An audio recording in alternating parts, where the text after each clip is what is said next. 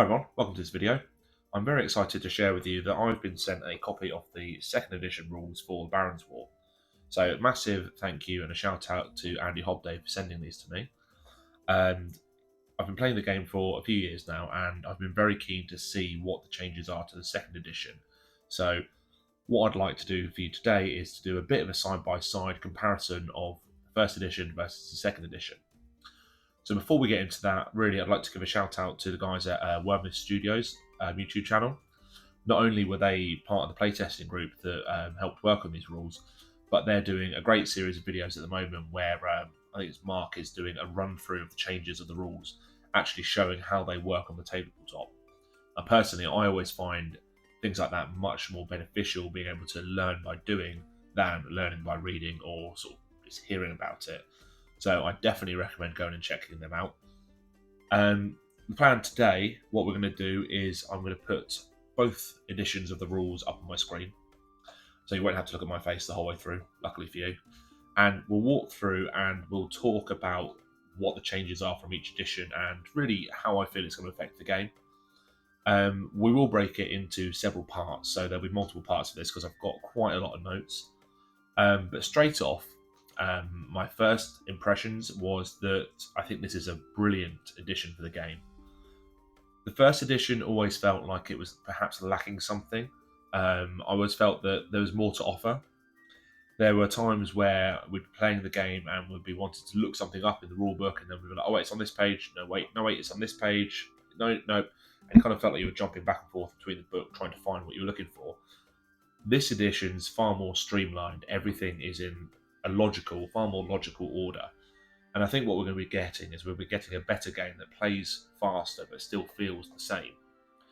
So without further ado, I'll stop recording here, flip it around so that you can see the editions on my screen, and we'll walk through and we'll talk about the changes, we'll talk about how the rulebook feels in comparison. And actually one of the massive differences for this edition is that the rulebook will be available in both hardback and soft cover. Paperback, that's the one. So for people like myself who are not particularly gentle with rule books or are constantly having to check the rules because you can't remember them, having a hardback version will be much better. So I'm quite keen to see what they're like when they come out, because also as well they're sort of like A4 size rather than A5, which is a massive improvement. So let's stop here, we'll flip around and we'll start looking through the rules. So let's go on with them. Massive thank you again, Andy, for sending these to me. I've had a physical copy of the rulebook for a couple of years, but I've never had a PDF copy, and he sent me both of these so that I could do this video. One of the big wins with a PDF copy is the search function. So if you're looking for something in the book, you can Control F or search if you're on a tablet, and it can take you straight to what you're looking for, which is great. I used to find things in the old rulebook that were quite difficult to find and locate, so it's great to be able to have that functionality in the PDF. So thanks, Andy, for sending that to me. I've already mentioned the guys at Wormless Studios. They're doing a series of videos looking at how the game works. Andy Hobday's also written an article, which I believe is either on the Wargames Atlantic website or you can probably find it on the Facebook page. And he gives a very high-level overview of what's changed between the two editions. So I definitely recommend checking that out if you can. So first impressions of the book. Again, the artwork is fantastic. It's always looks nice, and it's good to see that they've kept a similar sort of style. One thing I did notice straight away was the sheer number of people involved in this second edition. There's a number of playtesters, which of course the first edition doesn't really have. And I guess that's partly due to the fact that it was done during COVID. There would have been some playtesters, but I think this is a much more structured process this time. I've certainly seen some of the people posting on Facebook about it, and it sounds like they went off to a hotel for a long weekend and just played Barons War for the whole time, which to be honest sounds ideal. But again, these people coming in with their thoughts about the first edition, coming in with their ideas, I'm sure it would all help make the game a much better game. So again, thank you to you guys for doing that. One of the other things I was quite happy to see is there's still photos by HVM Workbench. I've got to admit, I absolutely love the stuff he does. He manages to make miniatures look like they're standing in a real setting, He does a lot of stuff for Lord of the Rings as well, so very, very nice work he does. One of the points I made is that the second edition is longer. It's 154 pages versus 140, which I imagine is because things are more logically laid out now. There are tables rather than just sort of like blocks of text. So really great. You're not losing any pages, and in fact, actually, you're gaining detail, which during a game is really quite useful. Another thing that I noticed was that in this edition, the edges of the pages for certain key parts of the rulebook are color coded. So if I go down, here we go. So movement is color coded along the edge. So as you're thumbing through the book, you'll be able to see the color here. It's color coded to the tokens that you get either in the starter set or in the laser cut MDF ones. So you've got movement, which is green. You've got combat, which is orange. You've got defend actions are blue. Broken is brown. Rally is purple because that's obviously a special action. Weary is black and command is yellow. So it's a really great idea because it really ties the book together and means that at a glance, if you need to find something in the book, you'll be able to find it. So really, I think that's a great addition to the book. Very, very simple and a very clever idea. Moving on then to another thing I noticed, obviously the contents page is much nicer to look at. The way they've justified it along the centre, they've got everything aligned. It's got subheadings, yeah, much, much better in my opinion. Now, moving on from the forward, the introduction here has kind of been taken out. This has now been put into other parts of the book, which is fine. It fits sort of like all the background history is now in different parts of the book. And interestingly, I think some of these parts actually feed into the fact that now it's not just the Baron's War. There's Baron's War, there's Warhost, there's Outremer, Death and Taxes, Conquest. Hopefully at some point, Anarchy as well. So there's lots and lots of potential settings for this game. And people who've played things like Lord of the Rings or Star Wars Legion, for a while they were doing sort of like tailored armies, giving each army a different bonus depending on what part of either the books or the films or wherever they were from. And it feels like we're going to get something similar with Baron's War, but I'll touch on that a bit later as we go through. So what you need to play, there's really not much change on all of this. The game is exactly what it used to be in this sort of term. So obviously you need miniatures, you need dice, you need a way to measure what you're doing. And of course you can measure at any point in Baron's War. You need a retinue list, you need terrain. You need action tokens and status markers. I actually like that they're calling them status markers now, because before they were just sort of like, I think they were just called action tokens, which of course if you're broken it's not an action, it's a status. So it's a good change. They do specifically call out morale penalties, which I like because there's a slight change in the rules now, and they call out specifically how it's going to work, and especially what happens if you get more than 6 morale penalties. I think from memory previously, if you've got 6 6 on your morale dice, that means you've taken 6 casualties or something's happened to get your morale to 6. Any additional morale penalties don't do anything.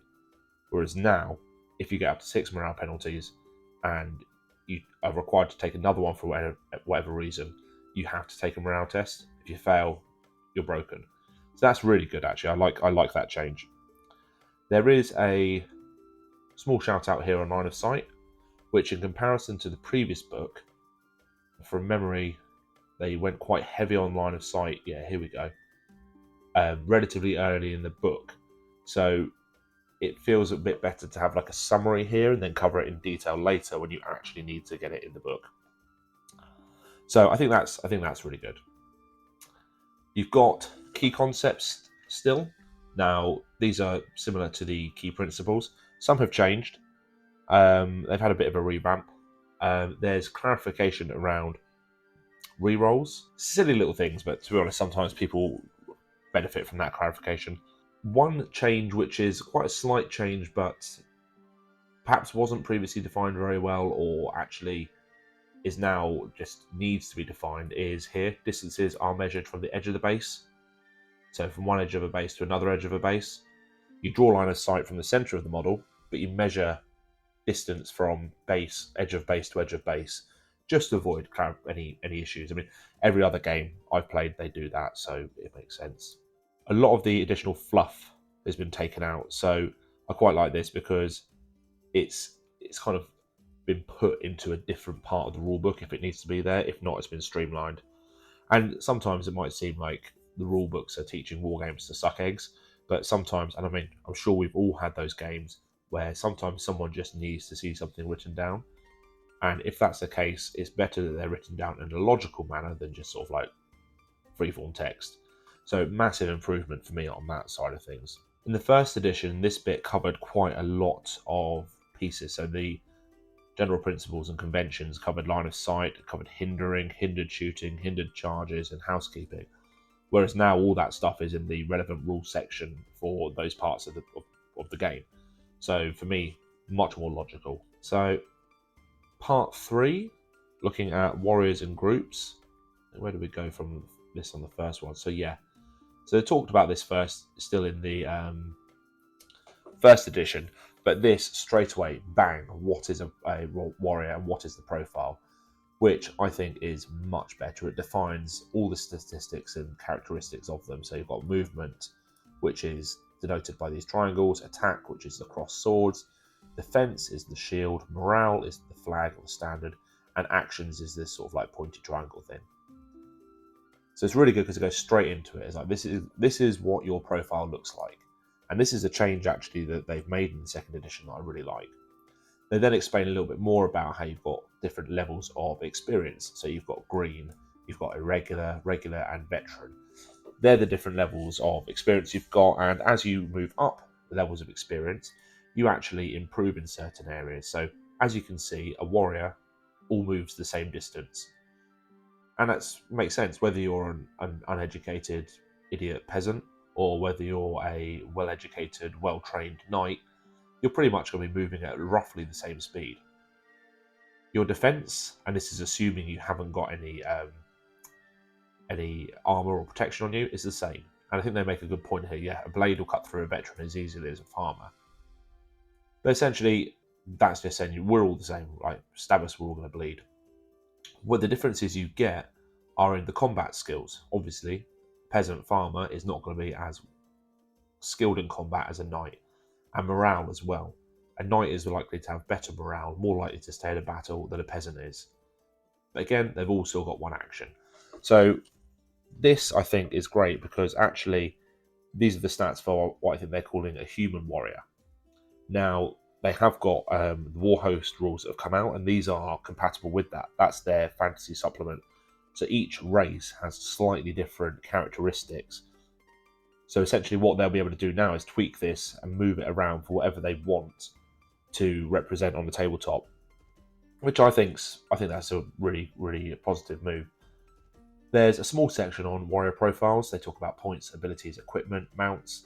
For anyone who's played the game previously, this is all quite standard stuff. The difference comes when we're looking at abilities, when we're looking at equipment, and we'll get into that a bit more later. There's a small section here on groups and coherency.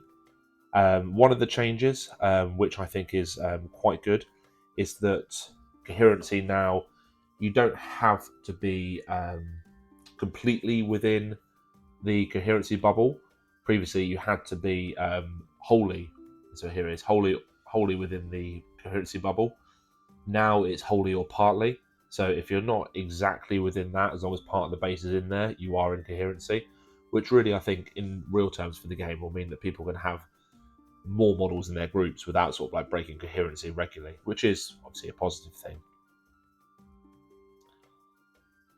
So already you can see the rules have been streamlined quite massively, and for me already this has been a big bonus, being able to see that the rules are clearer, they're more straightforward, and they're better laid out.